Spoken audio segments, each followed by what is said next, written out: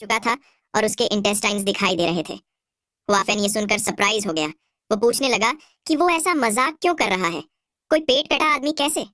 लेकिन तभी वोनवा ने एक्सेप्ट किया कि हाँ, उसने एक ऐसे पेशेंट को ट्रीट किया था। इस पर दोनों ही भाई सरप्राइज्ड रह गए। वोनवा ने उम्मीद जताई कि वो पेशेंट ठीक हो जाएगा। वाबोक ने पूछा कि उम्मीद से उसका क्या मतलब, क्या वो तुम्हारे ट्रीट करने के बाद अभी भी मर सकता था। वोनवा ने स्पष्ट किया कि पेशेंट की हालत इतनी फेटल थी कि उसकी जान कभी भी जा सकती थी। लेकिन जब कोई मरने की कगार पर हो तो मेडिकल आर्ट सीखा हुआ कोई भी इंसान कुछ भी न करके कैसे हार मान सकता है। अगर उसे थोड़ी भी उम्मीद दिखेगी तो वो हार नहीं मानेगा। उसके भाई ने उसकी तारीफ करते हुए कहा कि उसका रिजॉल्व तो सच में एक फिजिशियन की तरह है। अगर ऐसा ही है तो वो अपनी माँ को भी ठीक करने की कोशिश कर सकता है। क्या पता तुम्हारी डिटर्मिनेशन देखकर ऊपर वाला खुश होकर हमारी मदद कर दे। उसकी बात से खुश होकर वोनवा ने अपनी माँ को डायग्नोज करना शुरू कर दिया। उसने बारी बारी से उनके लिवर और पेट पे प्रेशर देकर पूछा कि क्या उन्हें दर्द हो रहा है। दोनों ही बार उसकी माँ ने न में जवाब दिया। वो सोचने लगा कि तो फिर इनकी बीमारी क्या हो सकती है। फिर उसने उनके कोलेसिस्टाइटिस पे थोड़ा सा प्रेशर दिया। उसके ऐसा करते ही उसकी माँ दर्द से चीख पड़ी। अब उसे पता चल चुका था कि ये दर्द उनके पित्ताशय में हो रहा है। वो ये सोचते हुए दुखी हो गया कि उन्हें ये दर्द कितने महीनों से झेलना पड़ा होगा। मॉडर्न सर्जिकल इक्विपमेंट की कमी से निराश होकर वोनवा ने मन ही मन अफसोस जताया। कॉलेसिस्टेक्टमी करना इस ईरा में संभव नहीं था। तभी उसकी माँ ने कहा कि वो फिजिशियन की बताई हुई दवाई लेती आ रही है, इसलिए उसे ज्यादा चिंता करने की जरूरत नहीं है। वोनवा ने सोचा कि ये कोई दवाई लेने से ठीक होने वाली बीमारी नहीं है। तभी कुछ फील करके वो चौंक गया। उसके दिमाग में अचानक से काफी सारा हर्बल मेडिसिन का नॉलेज आने लगा। वो सोचने लगा कि ये इंफॉर्मेशन पक्का इस बॉडी के ओरिजिनल ओनर ने पढ़ी होगी। वो अफसोस जताता है कि ये नॉलेज अभी उसकी माँ को बचाने के लिए इनफ नहीं है, लेकिन कुछ नॉलेज अभी भी काम आ सकता है। उसने अपने बड़े भाई से पूछा कि क्या उनके पास फिजिशियन का दिया हुआ प्रिस्क्रिप्शन है। वाबुक ने उसे थोड़ी देर रुकने को बोला। फिर वो जाकर उसे ढूंढने लगा। वोनवा इस बात से इम्प्रेस था कि इन्होंने अभी भी प्रिस्क्रिप्शन अच्छे से संभाल के रखा है।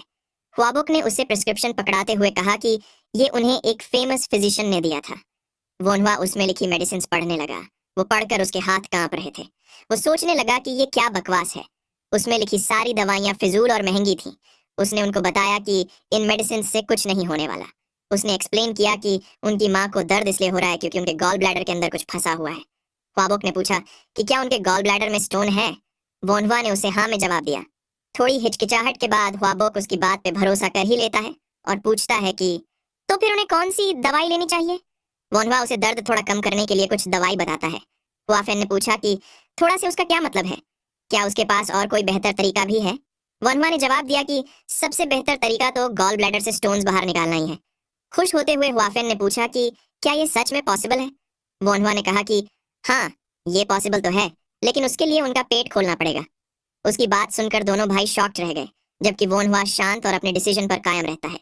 वो अपनी बात समझाते हुए कहता है कि दूर ग्रेट वॉल के पास के वेस्टर्न फिजिशियंस ने कहा है कि हम चाकू से पेट खोलकर उसमें से स्टोन्स रिमूव कर सकते हैं।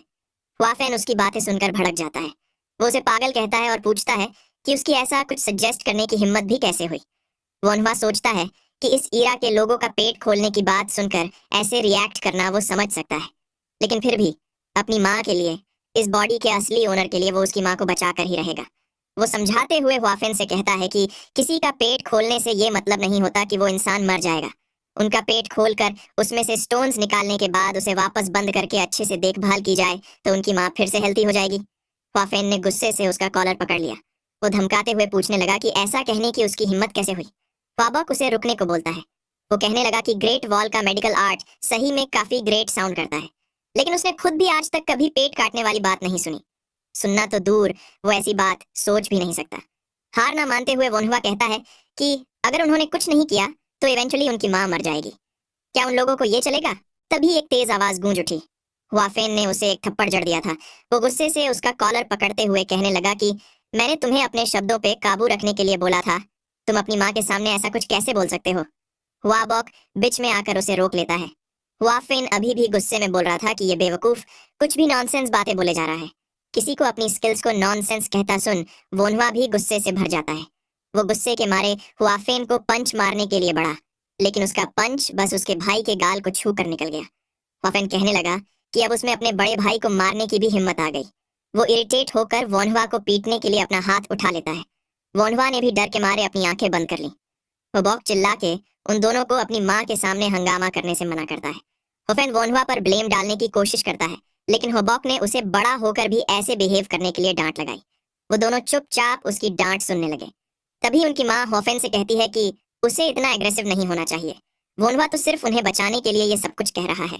होफेन झुककर अपनी माँ से माफी मांगने लगा। फिर उसकी माँ वोन्हुआ को भी कहने लगी कि भले ही तुम्हारा बड़ा भाई तुम्हें मारे, लेकिन तुम्हें उस पर हाथ नहीं उठाना चाहिए था। ये बैड मैनर्स तुमने कहाँ से सीखे?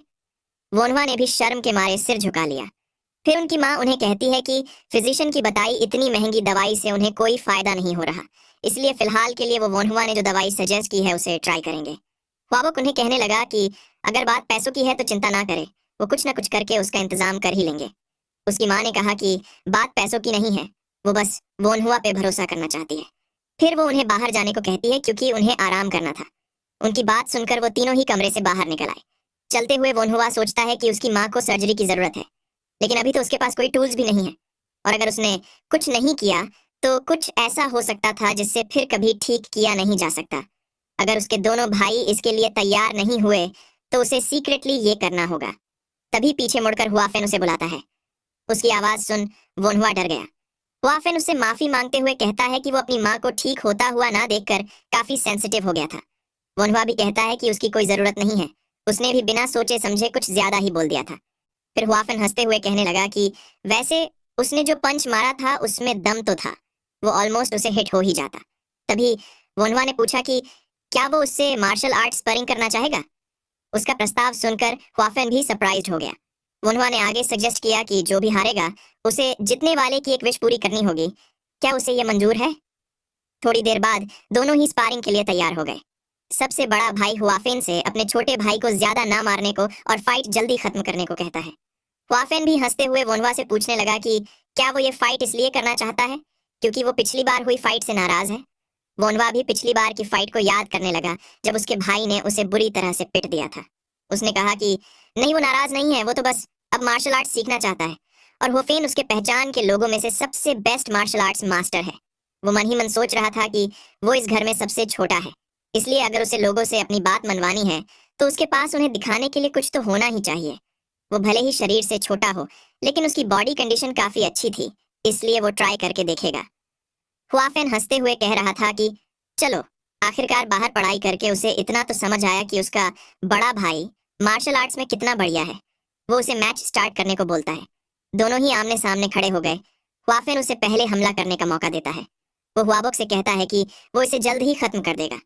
अपने भाई का ध्यान भटका हुआ पाकर वोन्हुआ को एक ओपनिंग मिल जाती है। उसके हिसाब से एम्बुश ही सबसे बेस्ट अटैक होता है। वो तेजी से पंच मारने के लिए आगे बढ़ा, लेकिन तभी धाड़ करके आवाज आई। हुआफेन ने उसके पेट में लात दे मारी थी। वो घसीटता हुआ पीछे गिरने लगा। वो सोच रहा था कि ये कैसे हुआ। अपने भाई की मूवमेंट को वो देख भी नहीं पाया। वही हुआफेन उसे स्मर्क करके देखता है। उसने कहा कि तुम्हारा एम्बुश तो काफी इजी था। वोन्हुआ भी उसे देख काफी गुस्सा हो गया। उसने डिसाइड किया कि अब तो वो उसे पंच मारकर ही रहेगा। ऐसे ही उन दोनों की लड़ाई फिर से शुरू हो गई। हुआबोक वहीं खड़ा उनको देखने लगा। थोड़ी देर बाद वोन्हुआ जमीन पे लेटा आसमान देख रहा था। उसने सोचा कि वो अपने भाई का मुकाबला नहीं कर सकता है। हुआफेन हंसते हुए पूछने लगा कि क्या तुमने हार मान ली? तो अब मैं शर्त जीत गया, राइट? वोन्हुआ ने तुरंत उठ खड़े होते हुए कहा कि ये किसने बोला? उसने अभी भी हार नहीं मानी है। तभी हुआफेन ने उसे लात मारने की कोशिश की, जिसे वोन्हुआ ने अपने हाथों से ब्लॉक कर दिया। ये मौका पाकर वो उसके दूसरे पैर को देखता है। वो उस पर अटैक करने के लिए रेडी होने लगा। उसने हुआफेन का पैर पकड़कर दोनों हाथों से पीछे खींच लिया। हुआफेन भी इसके लिए रेडी नहीं था। उसे नीचे गिरा के वोन्हुआ सोचने लगा कि अब बाजी उसके हाथ में है, लेकिन तभी हुआफेन ने उसका हाथ पकड़ लिया। वो उसके दोनों हाथ पकड़ के ईविल स्माइल देने लगा। उसने कहा कि अगर वो अपना हाथ नहीं चला सकता तो वो। इतना कहकर उसने लेटे हुए ही वोन्हुआ के पेट में लात दे मारी। इस हमले से वोन्हुआ दर्द के मारे अपना पेट पकड़कर जमीन पे लौटने लगा। हुआफेन वहीं खड़ा उसे देखता है। उसने कहा कि वो अपनी विश सोचकर बाद में उसे बताएगा। वोन्हुआ अपने कमरे में बैठा आराम करने लगा। उसकी पीठ अभी भी दर्द कर रही थी। वो आज की फाइट के बारे में सोचते हुए बोलने लगा कि उसने सोचा नहीं था कि उसका भाई उसे ऐसे पुश करेगा। वो काफी पेनफुल था। वो सोचने लगा कि उसका भाई क्या विश मांगेगा। क्या उसने विश वाली शर्त रख के खुद के ही पैर पे कुल्हाड़ी मार दी है? वो अपना खाना देखकर सोचता है कि आज पूरे दिन के खाने में उसे बिल्कुल भी प्रोटीन नहीं मिला। वो इस